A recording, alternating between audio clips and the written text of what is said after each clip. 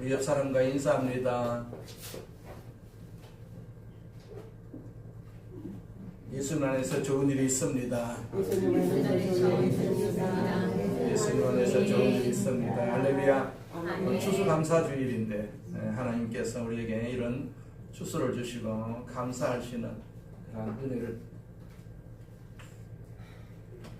주신 것에 대해서 또 감사해야 될 줄로 믿습니다. 우리가 평생에 감사하면서 사는 것이 하나님의 뜻이라고 말씀을 하셨어요. 우리가 옆 사람과 인사할 때 하나님 감사합니다. 한 번 더 인사하겠습니다. 하나님 감사합니다.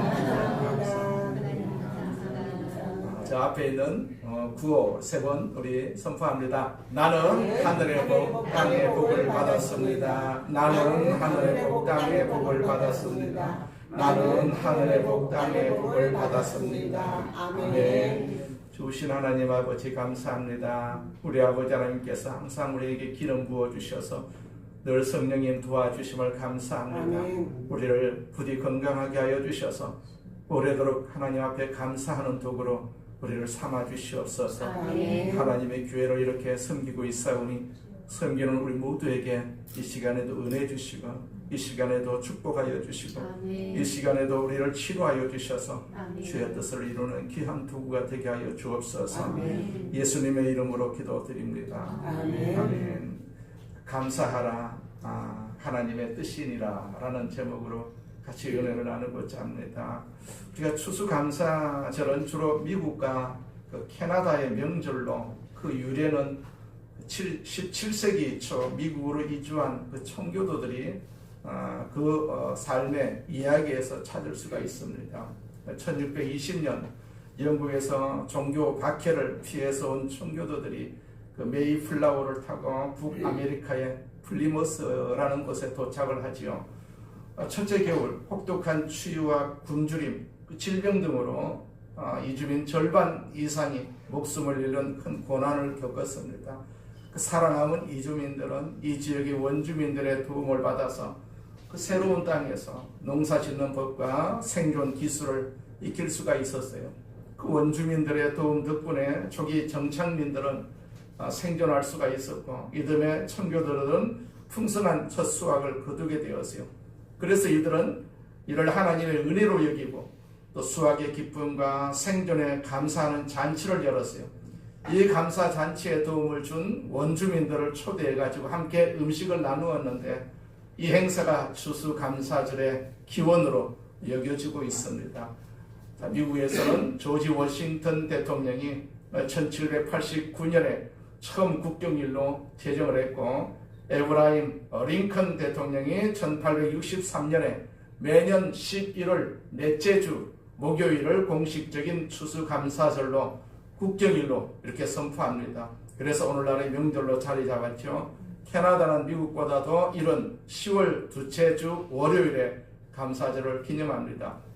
이후 추수감사절은 가족과 친지들이 모여서 칠면조 요리 등으로 나누면서 한 해의 수확과 삶에 감사하는 미국의 중요한 명절이 되었어요.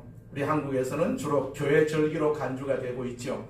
교단과 교회에 따라서 차이가 있으나 대개 11월 셋째 주 일요일 오늘 기념 예배를 드리고 있습니다. 감사가 무슨 뜻입니까? 고맙게 생각하는 태도라고 할 수가 있지 않겠어요? 고맙게 생각하는 태도. 하나님은 항상 주의 백성들로부터 감사의 삶을 요구하고 있어요. 우리가 사는 것이 하나님이 은혜를 주셨기 때문에 우리가 지금 살고 있지 않겠어요? 또 하나님께서 우리에게 은혜를 주셨기 때문에 우리를 천국을 알게 하여 주시고 천국을 늘 소망할 수 있도록 하나님께서 이렇게 이끌어주고 있지 않겠어요?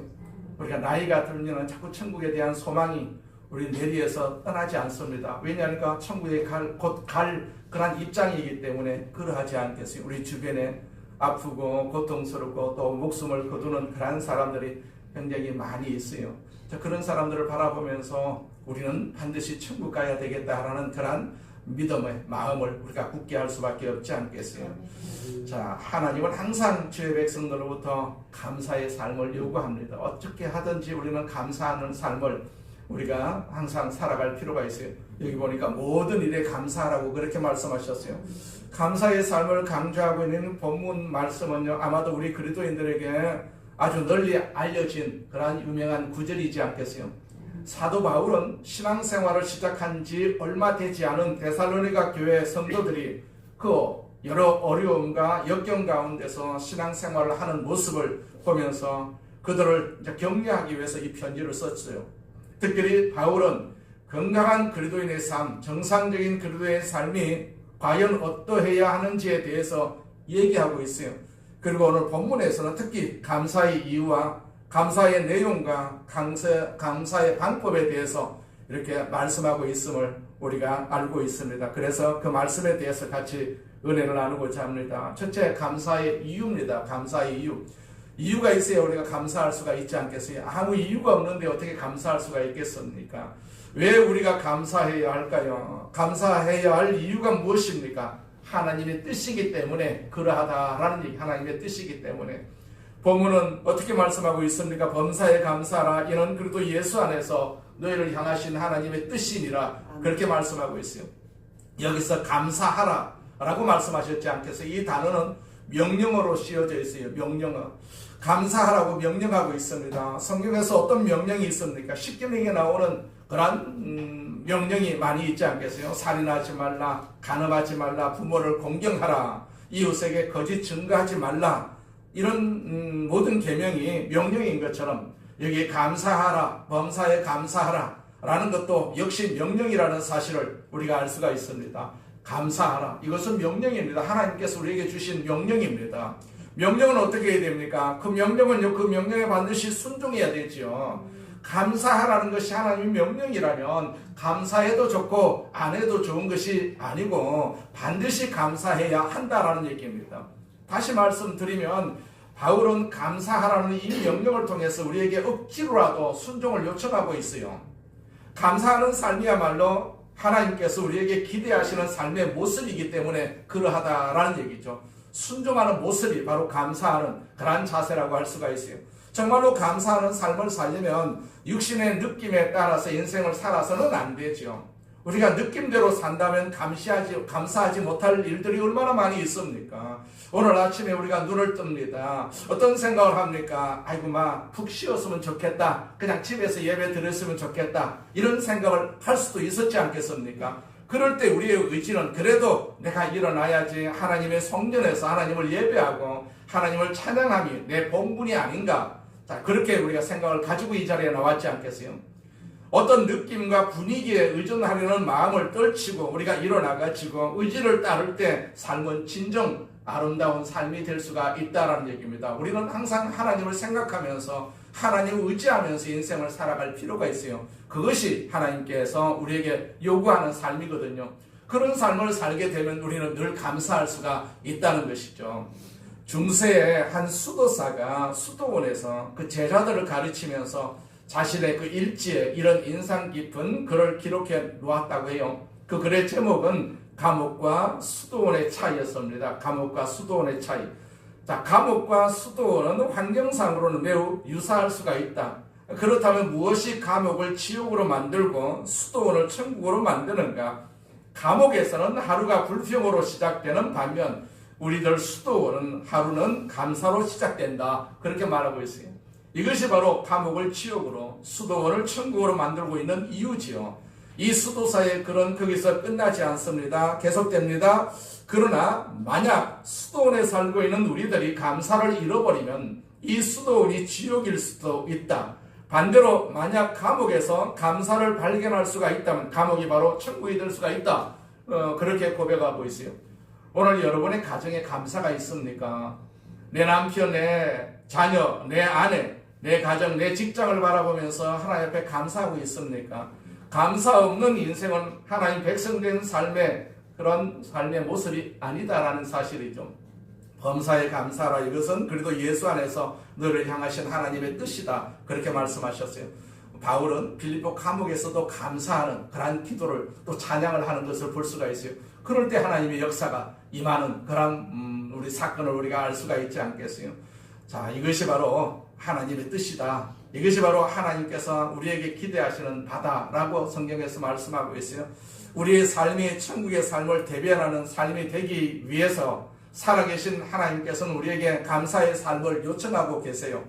감사하시기 바랍니다. 늘 감사하면서 사시기를 바랍니다.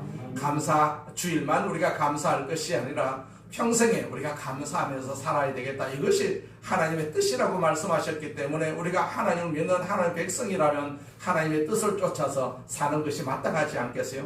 그것이 바로 감사의 이유입니다. 두 번째 감사의 내용입니다. 범사에 감사해야 한다. 모든 일에 감사해야 된다. 우리가 세상을 살다 보면 불쾌한 일을 경험하기도 하고 또 달갑지 않은 환경을 만나기도 하고 또 고통스러운 그런 일을 당하기도 하지 않겠어요? 그런데 성경은 그런 것에 대해서도 감사하라 그렇게 말씀하고 계세요. 데살로니가 교회가 바울에게서 이 편지를 받을 무렵에는 그들은 마침 환난의 한 복판에 서 있었어요. 그래서 이 편지에는 환난이나 고난이라는 단어가 유난히 자주 등장을 합니다.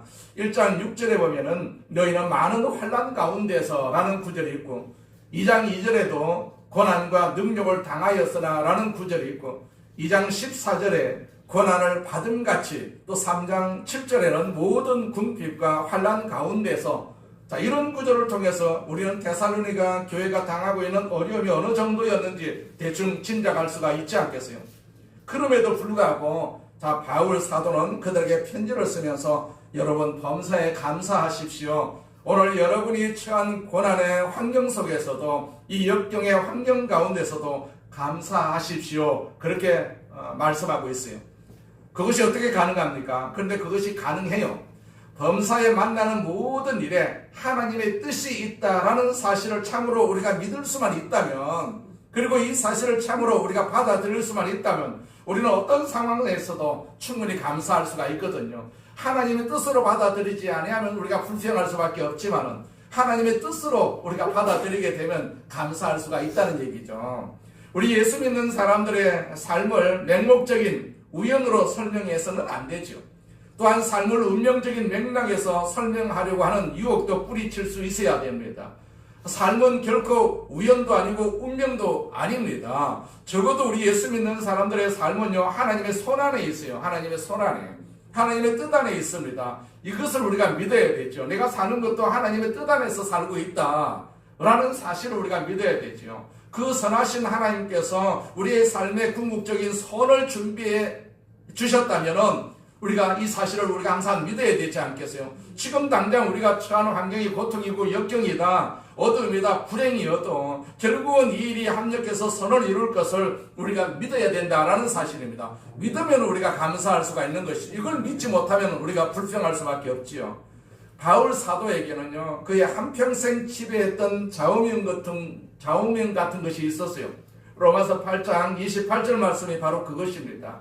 우리는 하나님께서 모든 일을 하나님을 사랑하는 사람, 즉 하나님의 목적을 위해서 부름을 입은 사람들의 선을 위해서 하신다는 것을 알고 있습니다 라는 말씀입니다. 그렇습니다. 환영할 수 없는 오늘의 상황, 또 기뻐할 수 없는 오늘의 고통, 감사할 수 없는 오늘의 아픔과 상처에도 불구하고 이 모든 것은 마침내 합력해서 하나님의 뜻을 이루고야 말 것이다. 그런 믿음이 있을 때 우리는 범사에 감사할 수가 있는 것이죠. 우리를 둘러싸고 있는 상황이 어떠하든지 간에 우리는 범사에 감사할 수가 있습니다. 모든 것이 다 하나님의 뜻이다. 하나님께서 지금 우리를 살게 하시는 분이 하나님이시지 않겠어요? 우리가 뜻 가운데 지금 살고 있습니다. 뜻 가운데 우리가 생명을 또 마칠 수도 있을 것입니다. 뜻 가운데 우리가 생명을 마칠 때 우리는 천국 갈 수가 있을 것입니다. 그렇기 때문에 우리의 삶은 다 하나님의 뜻 가운데 지금 살고 있다, 진행되고 있다 라는 사실을 우리가 믿으면 우리 입술을 통해서 항상 감사할 수가 있을 것입니다. 덴마크라는 나라에 코리 텐붐이라는 할머니가 계세요. 이분은 전 세계 우리 예수 믿는 사람들에게 깊은 감동을 전해준 인물입니다. 피난처라는 책을 통해서 잘 알려졌고 영화로도 소개가 된 바 있습니다. 지금은 세상을 떠나셨어요. 나치가 기승을 부릴 당시에 그의 가족은요, 유대인들을 숨겨주다가 발각이 되어가지고 온 가족이 감옥에 갇히게 됩니다. 이분에게 벳이라는 언니가 있었는데 이 언니가 아주 뛰어난 신앙의 사람이었어요. 코리 텐붐은 자기 언니를 지켜보면서 신앙을 배우고 삶을 살았어요.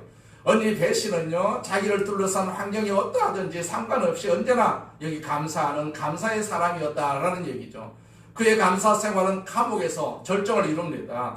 이미 몇 개 감옥을 거쳐온 코리 텐붐의 가족에게 이번에는 제일 악질이라고 소문이 난 독일의 라벤슨부르크 수용소로 이송이 된다는 소문이 들려왔습니다. 이 소문을 듣자마자 언니 배씨는 여전히 무릎을 꿇고 감사의 기도를 드리기 시작합니다. 하나님 감사합니다. 우리를 위해서 라벤슨부르크 수용소에서 무엇을 준비하셨습니까? 이렇게 기도하면서 하나님 그곳으로 인도하심을 감사합니다. 수용소에 도착을 했어요. 조그만 감방에 사람들이 너무 우글거립니다. 언니 배씨는 그 광경을 보고 감방에 들어가자마자 이런 감사의 기도를 드립니다. 하나님, 이 추운 겨울에 이렇게 많은 사람이 함께 어울려 지낼 수 있는 따뜻한 거처를 주시니 감사합니다. 그의 감사는 갈수록 구체적이었어요. 하나님, 사랑을 나누고 복음을 나눌 수 있는 이웃들을 이렇게 많이 주시니 감사를 드립니다. 그런데 가만히 보니까 그 감방에는 벼룩이 너무 많아요. 벼룩이 너무 많습니다. 온몸이 근질근질해가지고 사람들은 다들 짜증스러운 표정인데 언니 배씨만큼은 그것으로도 감사를 드립니다. 하나님, 벼룩을 주신 것을 감사합니다. 지켜보던 동생이 코리 텐붐이 하도 기가 막힐 수밖에 없지 않겠어요. 그래서 언니를 꼬집으면서 따집니다. 언니, 어떻게 벼룩까지 감사할 수가 있느냐고. 언니 배씨는 이렇게 말합니다. 나는 이유를 모르지만 우리 예수 그리스도인의 삶이 결코 우연이 아니고 이 모든 환경 속에 하나님의 뜻이 있다면 그 벼룩을 주신 것에도 하나님 뜻이 있지 않겠니?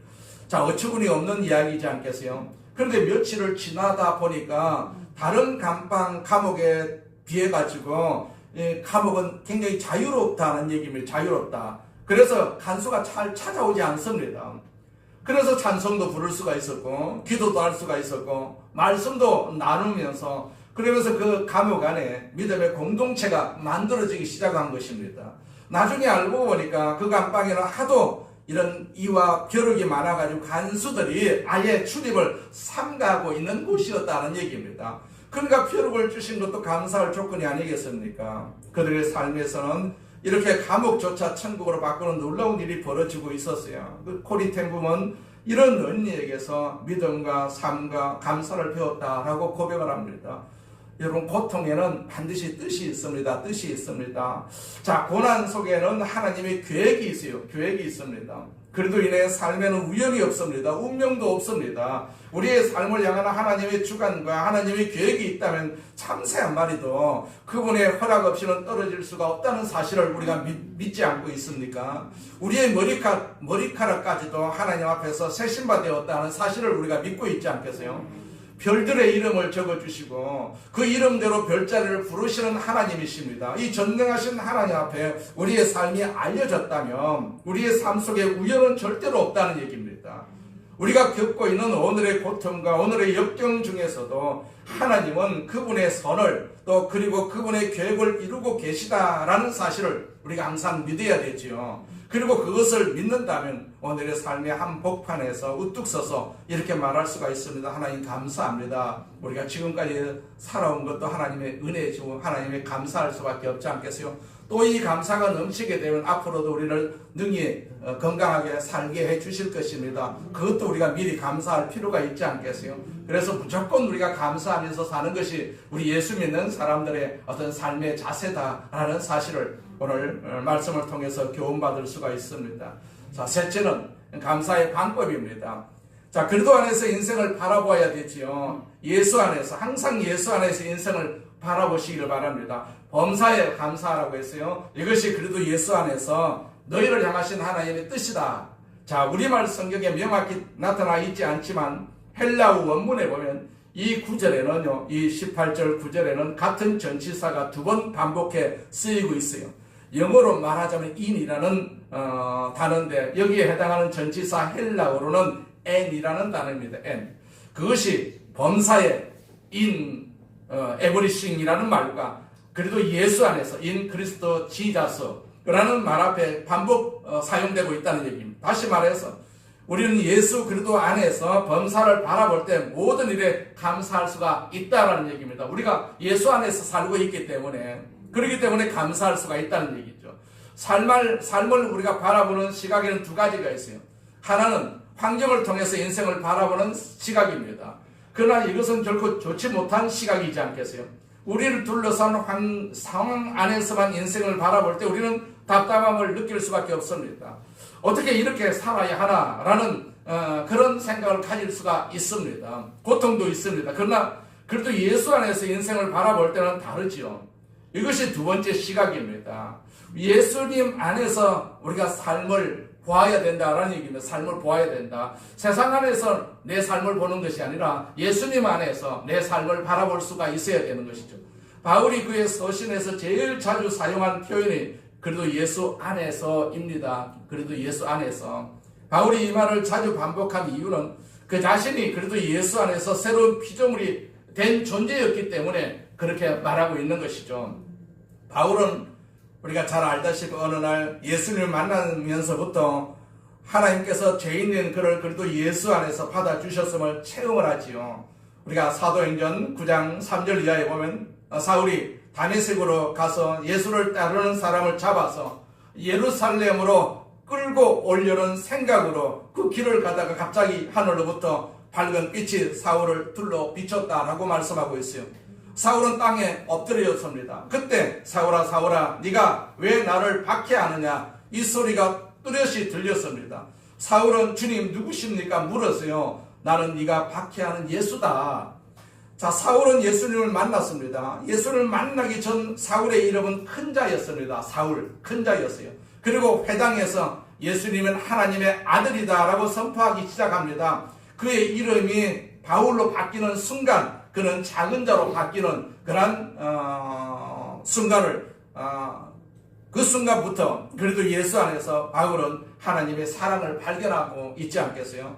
예수 그리스도 안에서 바울은 새로운 인생을 발견합니다. 그래도 예수 안에서 바울은 삶의 새로운 목표를 발견합니다. 고린도후서 5장 17절 말씀해 보니까 그런즉 누구든지 그리스도 안에 있으면 새로운 피조물이라 이전 것은 지나갔으니 보라 새 것이 되었도다. 자, 쉬운 성경은 이렇게 기록을 하고 있죠. 그러므로 누구든지 그래도 안에 있으면 새로운 창조입니다. 이전 것들은 지나갔고 보십시오 새 것들이 와 있습니다. 그렇게 기록을 하고 있어요. 자, 예수 그리스도 안에서 하나님은 나를 새롭게 만들어 주십니다. 나를 위해서 새로운 미래를 또 준비해 주십니다. 새 것들을 준비하고 계세요. 그래도 예수 안에서 빛나고 영원한 기업이 준비되어 있어요. 우리한테. 예수님 안에서 날마다 나를 인도하고 계세요. 또한 하나님께서는 예수 안에서 그분의 사랑을 우리에게 항상 부어주고 계세요. 예수님 안에서 나의 기도는 날마다 응답이 됩니다. 예수님 안에서 내 인격은 그리스도를 닮아갑니다. 바울에게 이렇게 물어보세요. 사도 바울이요, 당신은 어디에서 가장 살고 싶습니까? 자, 그러면 바울은 이렇게 대답할 것 아니겠습니까? 그래도 예수 안에서, 그래도 예수 안에서, 우리가 그래도 예수 안에서 살아야 되죠. 물론 우리가 세상에 살고 있습니다. 그러나 예수 안에서 살면 모든 것을 다 우리가 이길 수가 있습니다. 세상 안에서 살게 되면 이 세상이 주는 여러 가지 불안을 어떻게 이길 수가 있습니까? 내가 힘이 없는데 이 불안을 어떻게 이길 수가 있겠습니까? 이 정세를 어떻게 이길 수가 있습니까? 그러나 우리가 예수 안에 있으면요, 이런 것들도 다 이길 수가 있습니다. 초월할 수가 있습니다. 부디 우리는 예수 안에서 살아야 될 줄로 믿습니다. 예수 안에서 이렇게 살다가 우리 모두가 다 천국에서 또 이렇게 살 것 아니겠습니까? 그렇기 때문에 우리는 다 천국의 백성입니다. 하나님의 자녀라는 사실을 우리가 충분히 알 수가 있죠. 환경은 충분히 달라질 수가 있습니다. 천지도 달라질 수가 있습니다. 운명도 달라질 수가 있습니다. 내 주변의 사람들도 달라질 수가 있습니다. 그러나 이 모든 것이 변해도 변하지 않는 것은 바로 그래도 예수 안에서라는 상황입니다. 이 상황. 예수님 안에서 하나님의 사랑은 변하지 않습니다. 예수님 안에서 나를 향한 하나님의 인자하심이 변하지 않는 것을 우리는 믿고 있지 않겠어요? 예수님 안에서 하나님의 신실하심이 끊임없는 것을 우리는 믿습니다. 이렇듯 모든 환경을 그래도 예수 안에서 우리가 바라보고 살아야 될 줄로 믿습니다. 이것이 믿음의 시각이거든요. 믿음의 눈입니다. 자, 우리는 살아계신 하나님의 은혜 아래서 그래도 예수의 눈으로 우리 자신을 항상 바라보면서 삶을 살아야 될 줄로 믿습니다. 주님이 나를 구원하시고 나를 받아주시고 내 인생을 만들어주시고 나를 날마다 그래도 예수의 형상을 닮게 하시고 나로 그 사랑을 체험하게 하시고 하나님의 뜻을 이루어 가도록 하시는데 우리는 과연 그 주님의 눈동자로 내 인생을 바라본 적이 있습니까? 그럴 때 우리는 이렇게 고백할 것 아니겠습니까? 하나님 감사합니다. 주님의 눈으로 우리를 바라보는 그러한 어떤 시각을 가지고 있으면 우리는 늘 주님 앞에 감사할 수밖에 없지요. 뇌성마비 시인 송명희 자매를 우리가 알고 있지 않겠어요? 이 자매의 믿음이 얼마나 순수하고 얼마나 깨끗한지 모릅니다. 너무 진솔하면서도 또 너무나도 심오하고 깨끗한 이 자매의 신앙 고백. 자, 그의 시 중에 범사에 감사하라는 제목의 시가 있어요. 그 시를 읽어드리겠습니다. 감사절에만 감사하는 자여 범사에 감사하라. 고난 주간에만 주의 고난 기억하는 자여 주 죽으심 언제나 기억하라. 위급할 때만 기도하는 자여 쉬지 말고 기도하라. 기쁠 때만 기뻐하는 자여 항상 기뻐하라. 그렇게 시를 쓰고 있어요. 단순하면서도 얼마나 심오한 시입니까? 손가락 하나 제대로 움직일 수가 없고 우리가 인간적으로 보기엔 너무나도 불행해 보이는 이 자매가 자기는 행복하다고 고백합니다. 행복한 이유는 과연 무엇인지 들어보시기 바랍니다. 내가 행복한 이유는 내게 재물이 많은 이유가 아니고 주 내게 분깃된 이유 때문에, 내가 행복한 이유는 내게 친구가 많은 이유가 아니고 주 내게 친구된 이유 때문에, 내가 행복한 이유는 내게 영광이 많은 이유가 아니요 주 내게 기쁨된 이유 때문에 그렇게 고백하고 있어요. 주님이 나의 기쁨이다. 주님이 나의 분깃이다. 주님이 나의 사랑이시다. 주님이 나의 소망이시다. 주님이 나의 능력이 되시기 때문에 행복하다고 그렇게 노래하고 있습니다. 이 행복을 아십니까? 바울이 얘기하고자 하는 바가 바로 성명이 자매의 고백과 일맥상통하지 않겠습니까? 범사에 감사하라. 이것이 그래도 예수 안에서 너희를 향하신 하나님의 뜻이니라. 복음 성가 중에 이런 가사가 있지 않습니까? 내가 주님의 기쁨이 되기 원하네. 내 마음을 새롭게 하소서.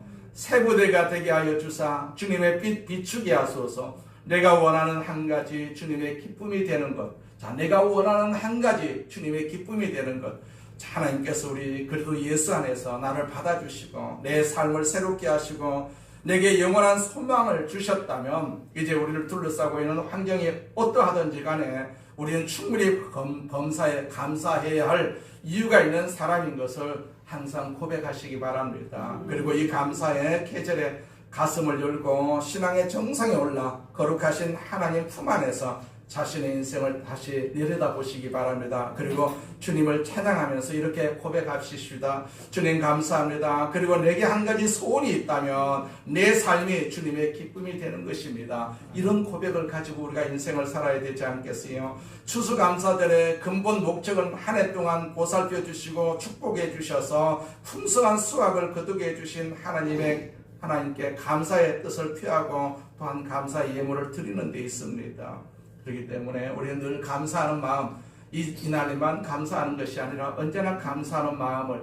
우리는 가져야 될 줄로 믿습니다.